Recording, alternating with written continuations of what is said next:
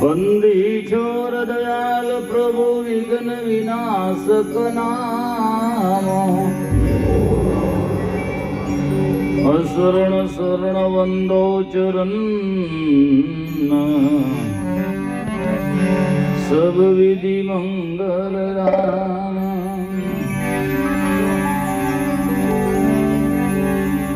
वंदो सती कबीर के चरण कमल सिरनाई व्यास ज्ञान दिन करनिकार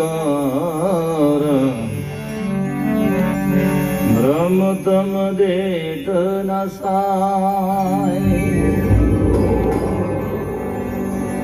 सतगुरु साहेब संत सभी दंडवत प्रणाम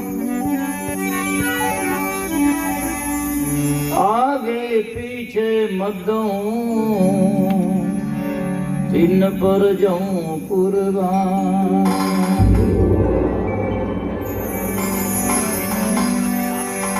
गरीब सतवादी सब संत है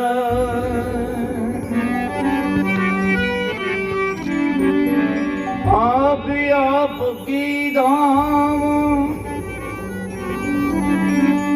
आजीज की अरदास है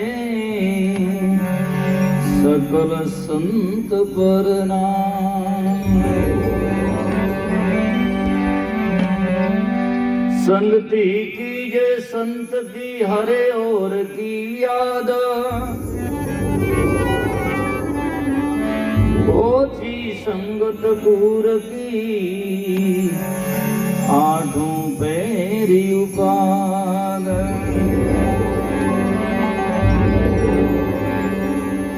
कबीर संगति संत की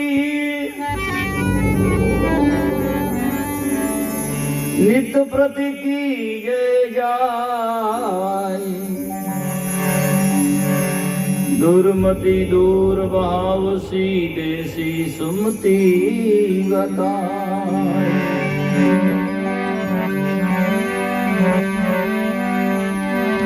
आज काल दिन 5 में वर्ष 5 युग पंच जद गद सतगुरु तारही और सकल परपंच संतन की संगति करो चरण दास चितलाई जन्म मरण बंधन कटे जगत व्याध छूट जाए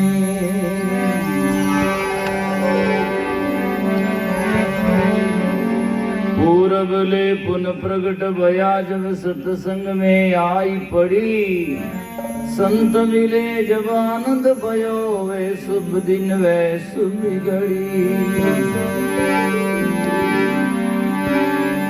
दर्शन किया देवतापना से बिन कोड़ी दाम में जातिरी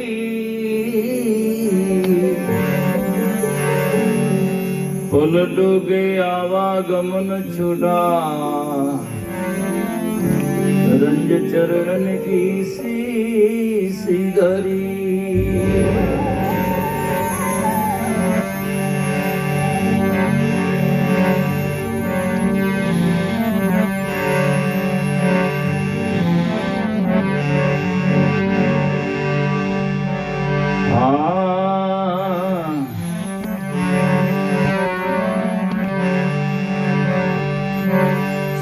सत्संग लगे रे वो मेरे भाई सत्संग लगे रे वो मेरे भाई सत्संग लगे रे वो मेरे भाई सत्संग लगे रे वो मेरे भाई सत्संग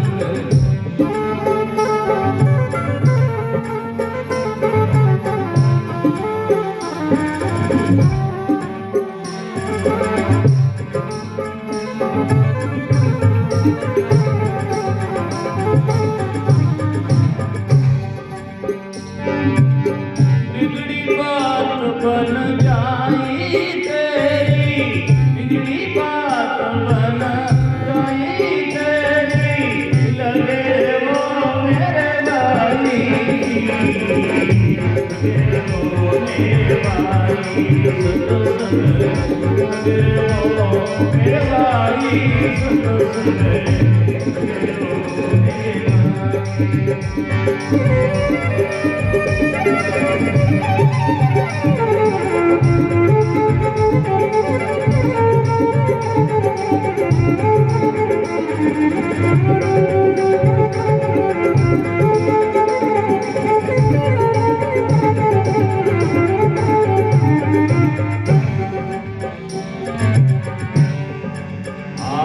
दुनिया दौलत माल खजाना बढ़िया मेल चलाई दुनिया दौलत माल खजाना बढ़िया मेल चलाई सारो बढ़िया मेल चलाई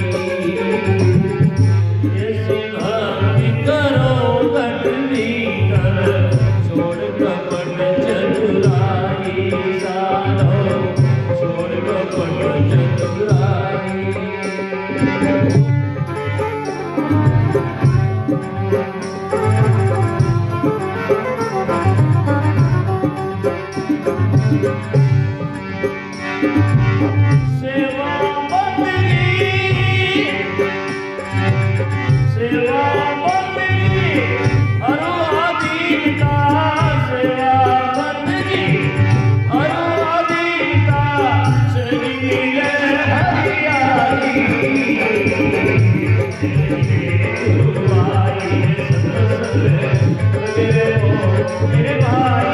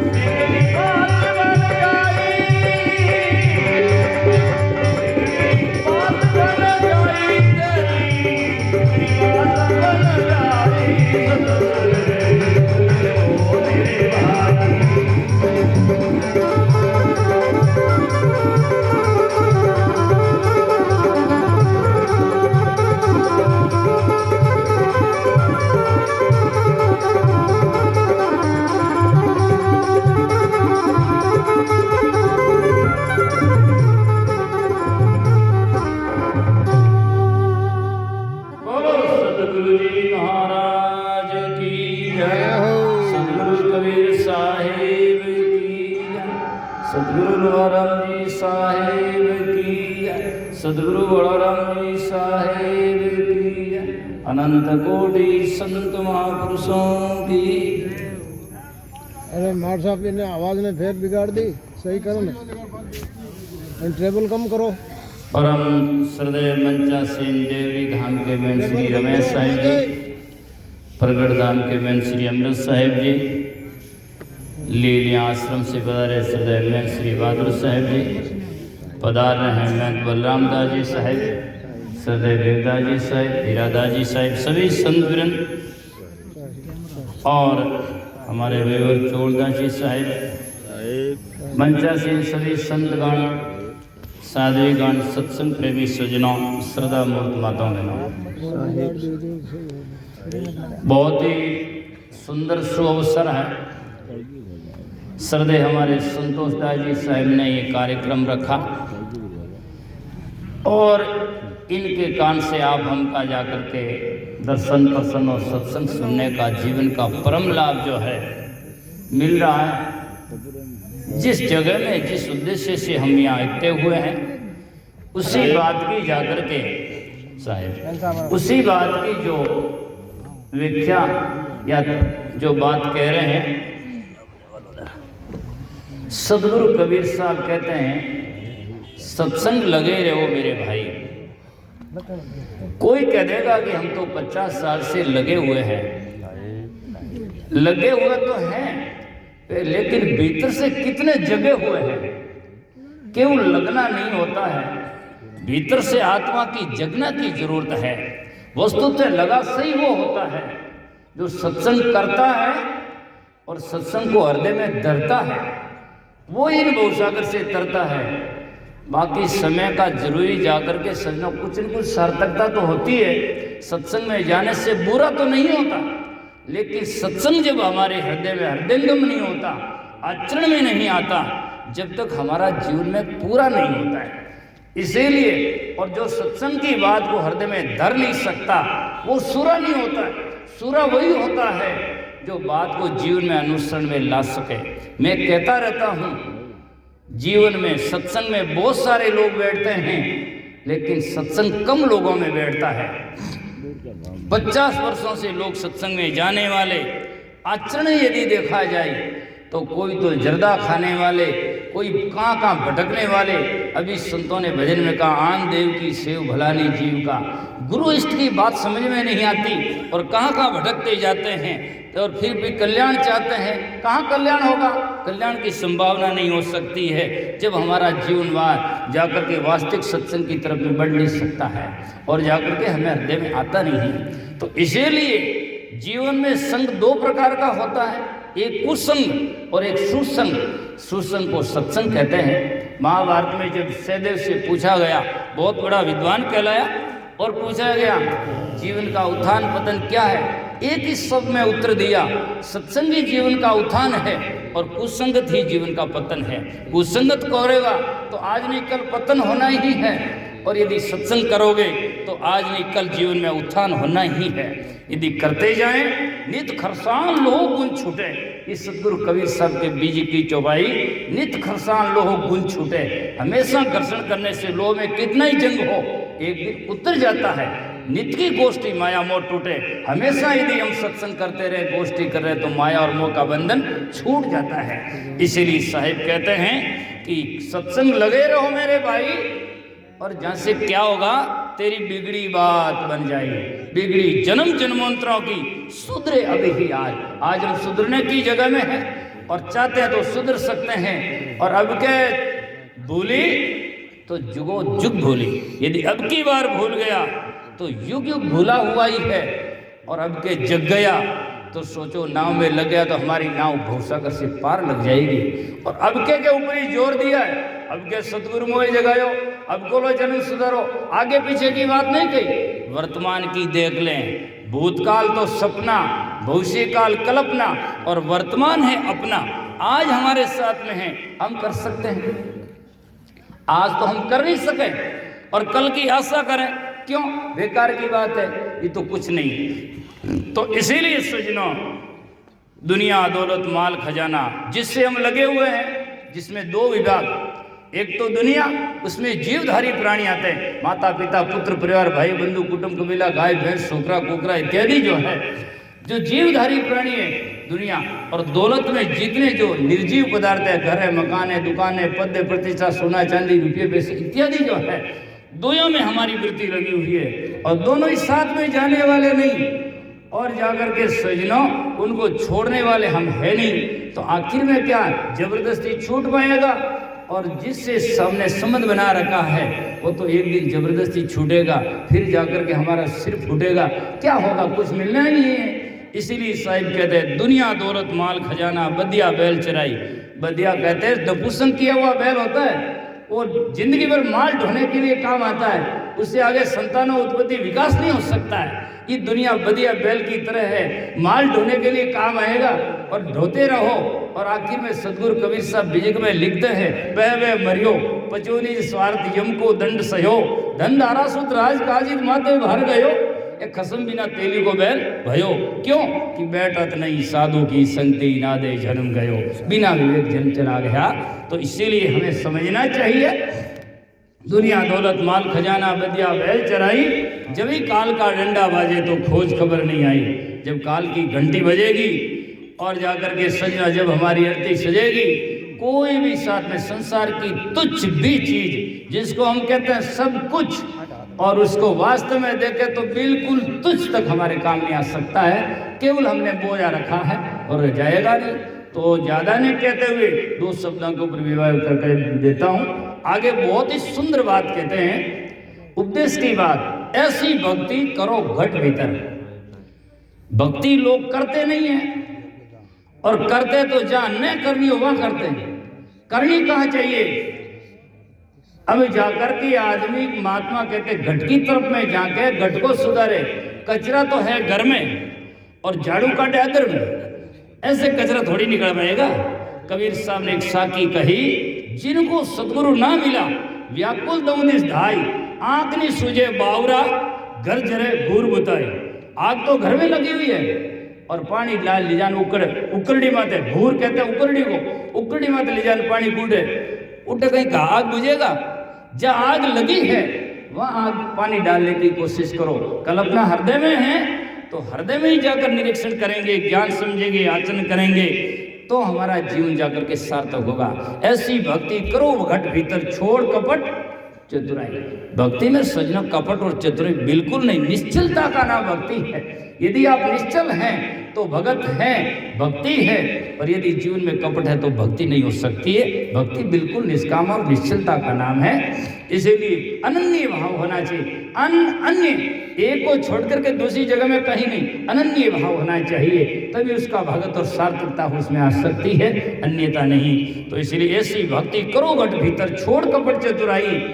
और सेवा बंदगी और अद्वैतता सेज मेरे हरियाई। बस एक शब्द में बहुत है, एक शब्द में सब क्या, सबका अर्थ विचार, भजिए निर्गुण नाम को तज दो विषय विकार।